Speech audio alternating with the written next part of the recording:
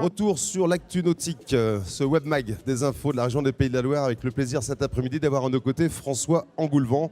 Bonjour. Bonjour François, tu es le président de cette classe 40, classe émergente. Combien de classes 40 aujourd'hui d'ailleurs? Et redonne-nous quelques caractéristiques de ce joli voilier. Alors les caractéristiques des classes 40, 40 pieds, donc 12 mètres 18 de long. C'est une box rule, c'est-à-dire c'est une boîte dans laquelle les bateaux doivent rentrer. 12 mètres 18 de long, 4 mètres 50 de large maximum, 3 mètres de tirant d'eau maximum, un mât qui culmine à 19 mètres au maximum, 115 mètres carrés de voilure au près, 4 tonnes 5 mini, puis après plein d'autres caractéristiques, des limitations de ballast, de stabilité, etc. Alors on a vu cette classe émerger à l'époque où dans cette course au large qui séduit beaucoup tout le monde, qui est un beau vecteur de communication aussi pour les entreprises.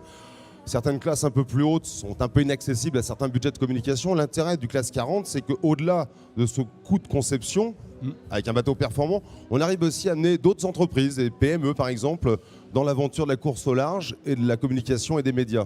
Tout à fait. C'est peut-être une raison du succès du classe 40, c'est que c'est un bateau qui est très sympathique à utiliser, très rapide, très vivant, qui donne de bonnes sensations. À côté de ça, il est aussi sûr, marin, fiable. Et puis, ça reste des bateaux coûteux parce que ce sont des bateaux pointus, mais ça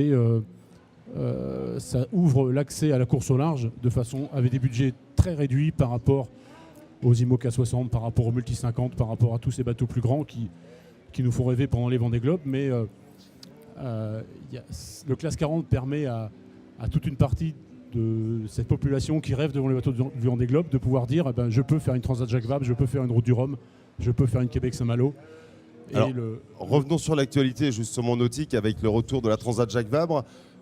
C'était la classe la plus importante, je crois qu'il y avait 26 bateaux de la classe 40 inscrits. 26 bateaux de la classe 40 sur un total de toutes classes confondues de 44 bateaux je crois. Donc plus de la moitié de la flotte de la Transat Jacques Vabre. Concentrée dans les classes 40 exactement. Ouais. On parle souvent du vainqueur en évoquant les premiers qui arrivent. Là c'était les modes 70, la classe IMOCA après. Alors c'est vrai que dans toutes ces courses multiclasses, en fait sur la Jacques Vabre il y a eu 4 vainqueurs. Il y a eu le vainqueur en mode, le vainqueur en IMOCA, le vainqueur en Multi 50 et le vainqueur en classe 40. Avec une bagarre assez intense pour le podium avec Sébastien et Fabien en tête, suivi des Espagnols Alex Pelin et, j'ai oublié le nom de son co-skipper, sur Thales. Et puis le troisième avec Jörg Grischer sur Marais, donc un beau podium. Et puis derrière une Jörg bagarre qui était intense. le dernier vainqueur de la dernière édition de la Solidaire du Chocolat. Exactement. Une belle course organisée avec la complicité, le partenariat et au départ de la région des Pays de la Loire, une transat sportive événementielle et solidaire.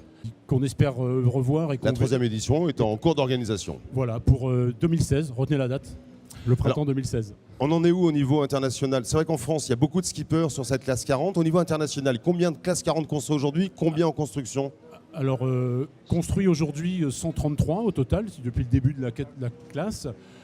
Actuellement en construction, alors les chiffres varient un peu, mais entre 6 et 8 bateaux actuellement en construction. La saison 2014 qui verra un calendrier assez étoffé, comme souvent chaque saison. Un salon nautique sert sûrement à valider certaines dates du programme de course de chaque classe. Alors 2014, c'est déjà à peu près bouclé depuis quelques temps. Les grands rendez-vous de la classe 40 au niveau... Les grands rendez-vous, c'est le Grand Prix Guyadère à Douarnenez en début de saison. Après, la Normandie Channel Race au mois de mai. Après, on se retrouvera au niveau du record SNSM au départ de Saint-Nazaire. Une belle course organisée au profit des sauveteurs en mer. Exactement. Soutenue par le parrain depuis le départ Michel Desjoyaux. Et à laquelle participent tous les ans des dizaines et des dizaines de grands skippers. Et puis des modestes plaisanciers qui viennent tous prendre un départ. Ce mélange est très sympathique, donne une belle ambiance et la cause est belle, le parcours est sympathique. C'est Saint-Nazaire Sainte-Marine, SNSM. Exactement. Avec pour les classes 40 des petites nouveautés pour cette année, puisqu'on pourrait faire un parcours allongé qui pourrait être qualificatif pour la route du Rhum.